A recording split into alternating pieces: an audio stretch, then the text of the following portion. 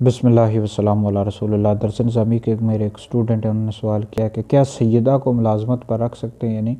तो इस हवाले से याद रखें जी, औरत सैयदा हो या गैर सैयदा हो, मुलाजमत करने की, औरत की मुलाजमत करने की 5 शराइत हैं। तो इन 5 शराइत को अगर औरत पूरा कर रही है तो बिल्कुल वो जॉब कर सकती है, नौकरी कर सकती है, और पर्दे के साथ जाए और वहाँ पर मर्दों के साथ इख्तलात ना हो, तो इस तरह और दीगर शराइत हैं, तो बिल्कुल वो जॉब कर सकती है, चाहे औरत सैयदा हो। तो इस हवाले से याद रखें कि जो सैयद होता है उसको बिल्कुल आप मुलाजिम रख सकते हैं, उसको नौकरी पर रख सकते हैं, लेकिन उससे कोई घटिया काम लेना या रज़ील काम लेना ये जायज़ नहीं है। इससे हमारे फ़ुक़हा ने, उलमा ने, अकाबिर उलमा ने मना किया है।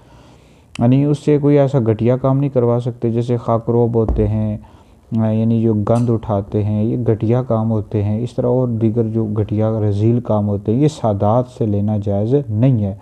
इस तरह सैयदा औरत से भी ये लेना जायज़ नहीं है। बाकी उसको मुलाजमत पर बिल्कुल रख सकते हैं, जायज़ है।